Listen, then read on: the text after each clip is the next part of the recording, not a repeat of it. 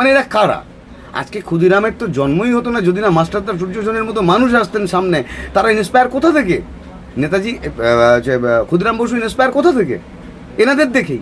নেতাজি সুভাষচন্দ্র বোস বা আরও যারা ছিলেন, তারপরে আমাদের রাসবিহারী বসু, আরে বাবা, এই ধরনের মানুষগুলোকে দেখেই তো পরবর্তী জেনারেশন এই আন্দোলনে সামিল হয়েছিল। তো আজকে ক্ষুদিরাম বসুর জন্মদিন করছিস তোরা, নেতাজিকে অপমান করে। তোদের করার অধিকার আছে। এদের ক্ষুদিরামের কিন্তু জন্মদিন পালনের অধিকার নেই।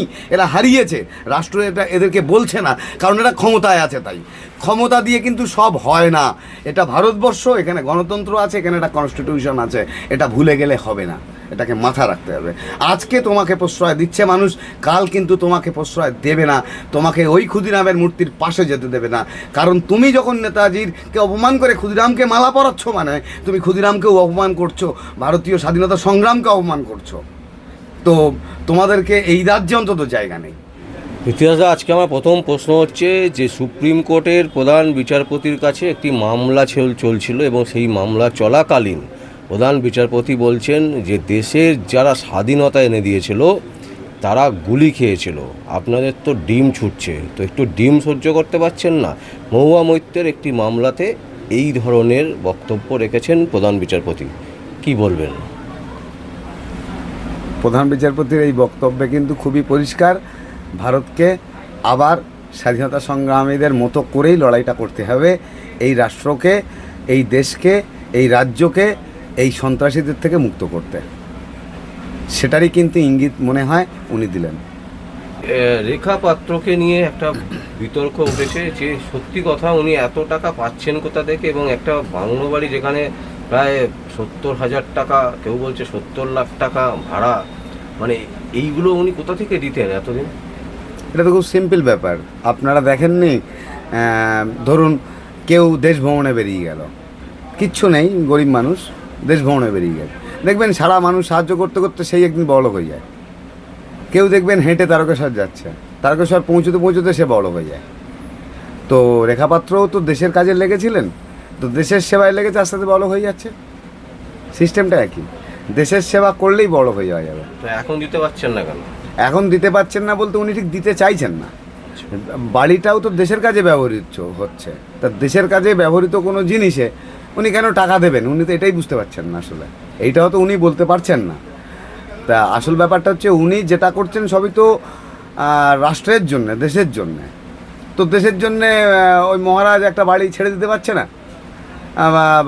মানে আজকে মানে কি বলবো, মানে এটা তো মানে সারা দেশে বোধহয় মানে কালা বা মানে মাস চলছে, কালা মাস চলছে, পুরো মাসগুলো জুড়ে যেন কালা মাস চলছে।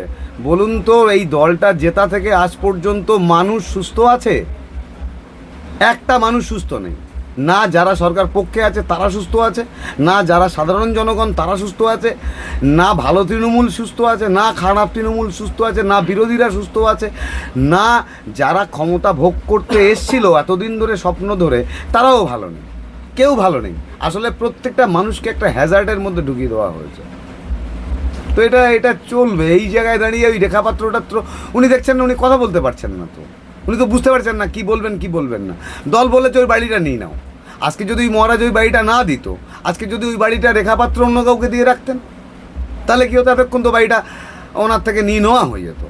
মানে এত আলোচনা তো লাগতো না মনে হয়। তখন কিন্তু সরকার বলতো এটা জনরোষ। তা এখন যদি রেখাপাত্র দিদির ওপর জনরোষ হয়ে যায়, সেটা অন্যায় হবে না তো? সেটা হামলা হয়ে যাবে না তো? সরকার বলে দেবে না তো যেটা মানে এরা হামলা করছে? এরকম বলবে না তো? আমার তো মনে হয় এখানে একটা জনরোষ কিন্তু ভেতরে রেডি হয়ে গেছে। কিন্তু ওই যে মানুষ ভয় পাচ্ছে সরকার আমাকে, সরকার তার মানে কি ক্ষমতা প্রদর্শনের বস্তু? আমি তো বুঝতে পারছি না। এগুলো দিয়ে কিন্তু খুব পরিষ্কার যে সরকারে আসা মানেই হচ্ছে ক্ষমতা প্রদর্শনের একটা জায়গা। মানুষ তোমাকে আর কিছু বলবে না। এই মমতা বন্দ্যোপাধ্যায় ভোটের আগে, জেতার আগে পর্যন্ত যেখানে গেছেন মানুষ সম্মান দিয়েছে।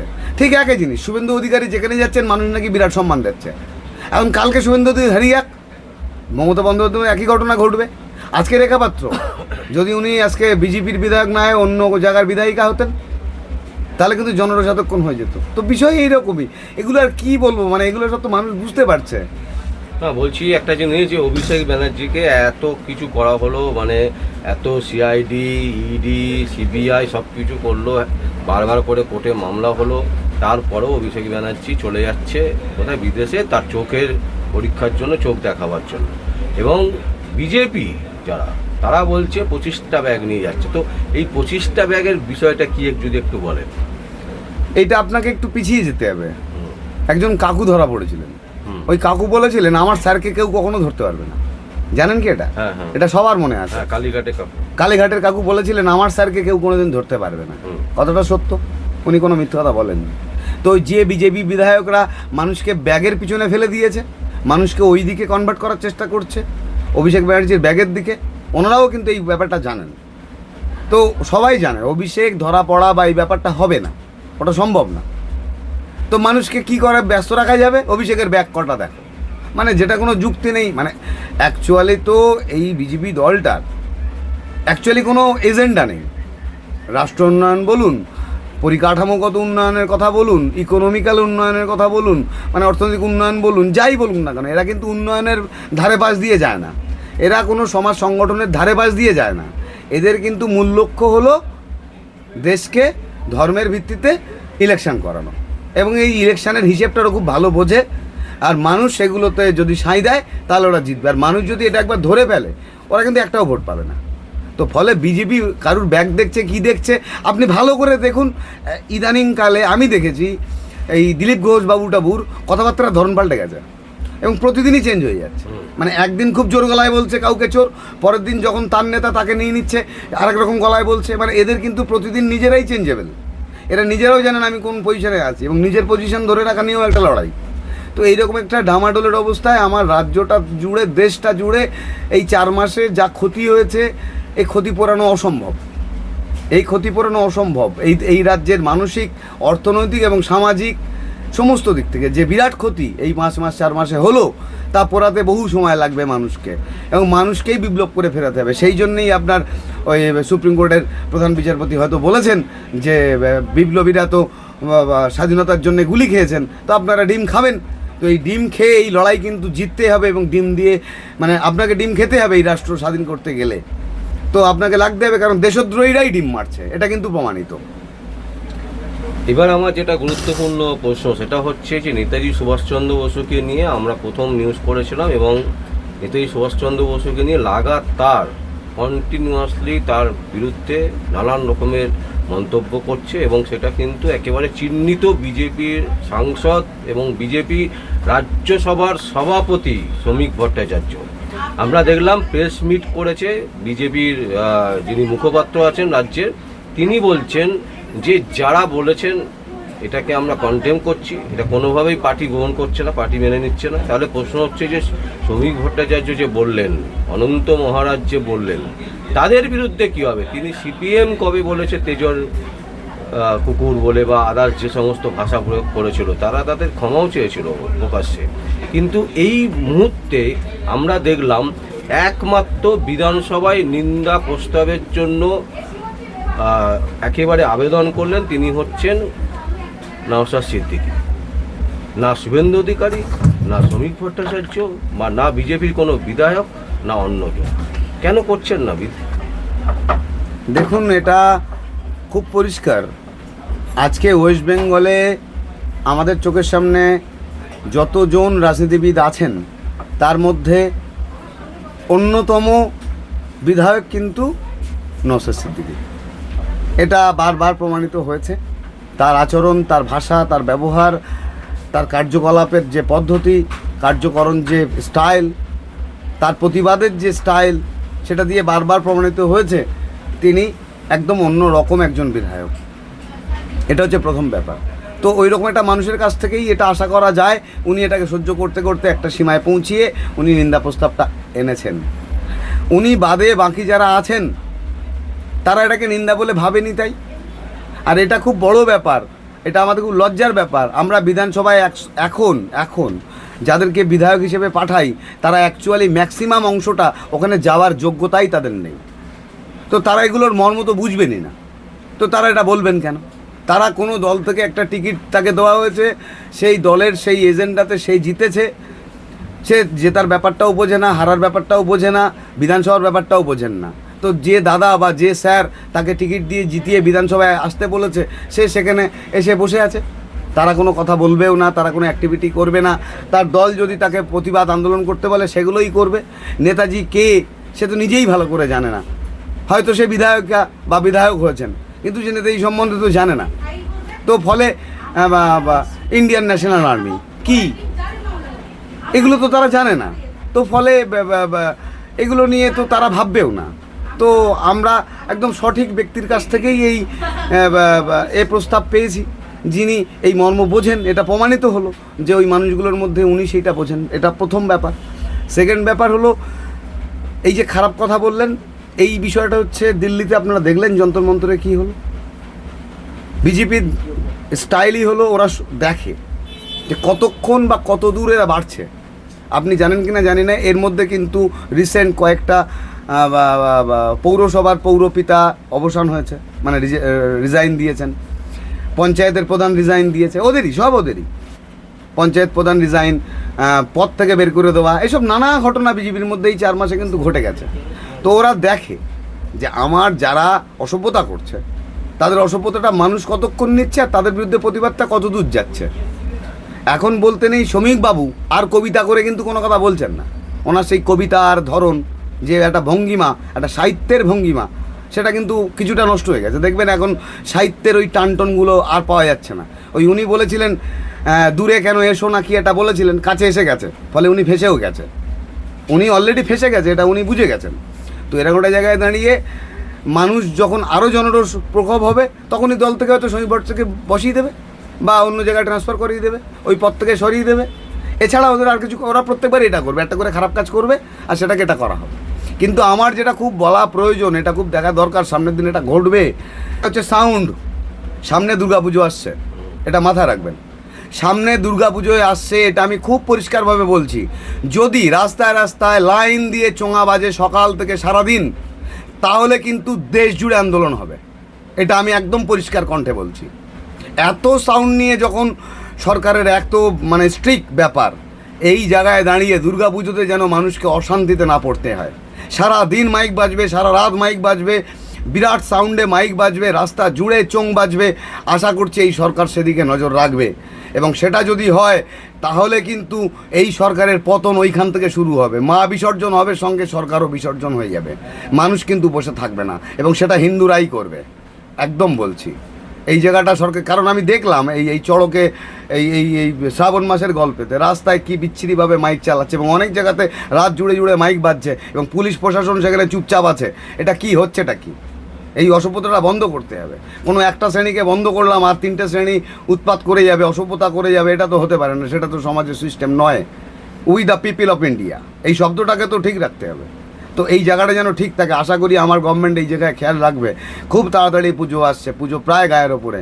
পুজোয় যেন এই ধরনের অসভ্যতা, রাস্তা জুড়ে প্যান্ডেল, রাস্তা বন্ধ করে প্যান্ডেল, রাস্তা ব্লক করে প্যান্ডেল, এইগুলো নিশ্চয়ই এবার হবে না, আশা রাখছি। বলছি, আমার একটা ঘুরিয়ে মেন প্রশ্ন, যেটা নেতাজি সুভাষচন্দ্র বসু তো হিন্দু ছিলেন নিশ্চয়ই, তাহলে এই যে শুভেন্দু অধিকারী মাননীয় মুখ্যমন্ত্রী এত সনাতনী হিন্দু হিন্দু করেন, তার একবার মনে হচ্ছে না নেতাজি সুভাষচন্দ্র বসুকে এইভাবে অপমান করা হচ্ছে, তার প্রতিবাদটা এখনো পর্যন্ত আমরা পেলাম না? মানে তার মানে কি তিনি, নেতাজি সুভাষচন্দ্র বসু কি অন্য কোনো ধর্মের লোক ছিলেন? যদিও ধর্মের ব্যাপার নেই, তিনি ধর্মের ওপরে। একদম আপনি লাস্ট সঠিক জায়গায় পৌঁছালেন।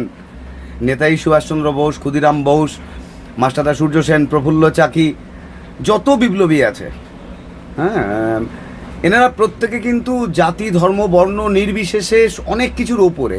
এরা মানে এরা কি বলবো, এরা গড গিফটেড, এরা ভগবান প্রদত্ত। এটা আমাদের লজ্জা, এটা আজকে আমার রাষ্ট্রের লজ্জা, আমার দেশের লজ্জা, আমার রাজ্যের লজ্জা, যে এই ধরনের মানুষকে নিয়ে এই ধরনের আলোচনাতে আমাদেরকে আসতে হচ্ছে।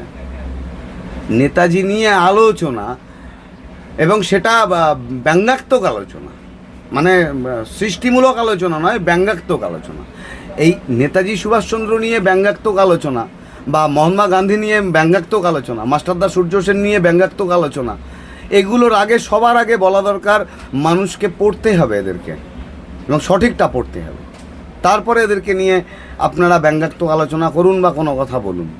কোনো সরকার বা দল কাউকে হিরো বানিয়ে কাউকে জিরো বানাতে গেলে সেটা ভুল করবে। এবং আমার মনে হয় এই যে নেতাজিকে এই সরকার ছোট করলো, আমার বিশ্বাস আমার রাজ্য তো নেতাজি সুভাষচন্দ্র বসুর নিজের রাজ্য, এই কলকাতাতেই তো তার জন্ম, এবং সেই সরকার এই কলকাতাতে তাদের সরকার আজকে 50 বছর পরে সরকার গড়ে সেই নেতাজিকে অপমান করেছে। তো আমি বলছি এই সরকার এই দেশে এই রাজ্যে বেশিদিন থাকতে পারবে না, একদম পারবে না। কারণ প্রত্যেক ক্রিয়া সমান এবং বিপরীতমুখী প্রতিক্রিয়া আছে, এটা নিউটনের থার্ড ল, এটা পৃথিবীতে ঘটবে, প্রকৃতিতে ঘটবে, এবং এটাই স্বাভাবিক। ওয়েস্ট বেঙ্গলের মতন জায়গায় বিদ্যাসাগরকে নিয়ে, রাজা রামমোহন রায়কে নিয়ে, নেতাজি সুভাষচন্দ্র বসুকে নিয়ে, মাইকেল মধুসূদন দত্তকে নিয়ে, এদের নিয়ে যদি ছেলে খেলা হয়, শরৎচন্দ্র চট্টোপাধ্যায় নিয়ে যদি কোনো আলোচনা হয়, মানে ব্যঙ্গাত্মক অসভ্য আলোচনা, যারা একে জানেই না, এই মানুষগুলো এই রাজ্যে থাকাই উচিতই না। মানে এদেরকে এরাই অ্যাকচুয়ালি দেশদ্রোহী, এরাই অ্যাকচুয়ালি কিন্তু আপনি মাওবাদী বলুন, এদেরকে যাই বলুন, মানে মাওবাদী বলুন আর ওই রোহিঙ্গা বলুন, যাই বলুন, এরা কিন্তু তাদের থেকেও খারাপ। কারণ যে নেতাজিকে খারাপ কথা বলতে পারে, যে গান্ধীজিকে খারাপ কথা বলতে পারে, যে মাস্টারদা সূর্য সেনকে খারাপ কথা বলতে পারে, আপনি ভাবতে পারেন নেতাজির ক্ষুদিরাম বসুর জন্মদিন পালন করছে ঢাকঢোল পিটিয়ে, আর তারাই নেতাজিকে অপমান করেছে। মানে এটা কোন শ্রেণী, এরা কোন শ্রেণী? এবং এদের যারা সাপোর্ট করে, সাপোর্টার, তারাও নেতাজির কে অপমান করাটাকে মেনে নিয়েছে আর ক্ষুদিরামকে বরণ করছে। মানে এরা কারা? আজকে ক্ষুদিরামের তো জন্মই হতো না যদি না মাস্টারদা সূর্য সেনের মতো মানুষ আসতেন সামনে। তারা ইন্সপায়ার কোথা থেকে? নেতাজি ক্ষুদিরাম বসু ইন্সপায়ার কোথা থেকে? এনাদের দেখেই। নেতাজি সুভাষচন্দ্র বোস বা আরও যারা ছিলেন, তারপরে আমাদের রাসবিহারী বসু, আরে বাবা, এই ধরনের মানুষগুলোকে দেখেই তো পরবর্তী জেনারেশন এই আন্দোলনে সামিল হয়েছিল। তো আজকে ক্ষুদিরাম বসুর জন্মদিন করছিস তোরা, নেতাজিকে অপমান করে, তোদের করার অধিকার আছে। এদের ক্ষুদিরামের কিন্তু জন্মদিন পালনের অধিকার নেই, এরা হারিয়েছে, রাষ্ট্র এটা এদেরকে বলছে না, কারণ এরা ক্ষমতায় আছে। তাই ক্ষমতা দিয়ে কিন্তু সব হয় না। এটা ভারতবর্ষ, এখানে গণতন্ত্র আছে, এখানে একটা কনস্টিটিউশন আছে, এটা ভুলে গেলে হবে না, এটাকে মাথা রাখতে হবে। আজকে তোমাকে প্রশ্রয় দিচ্ছে মানুষ, কাল কিন্তু তোমাকে প্রশ্রয় দেবে না, তোমাকে ওই ক্ষুদিরামের মূর্তির পাশে যেতে দেবে না। কারণ তুমি যখন নেতাজিরকে অপমান করে ক্ষুদিরামকে মালা পরাচ্ছ, মানে তুমি ক্ষুদিরামকেও অপমান করছো, ভারতীয় স্বাধীনতা সংগ্রামকে অপমান করছো। তো তোমাদেরকে এই রাজ্যে অন্তত জায়গা নেই।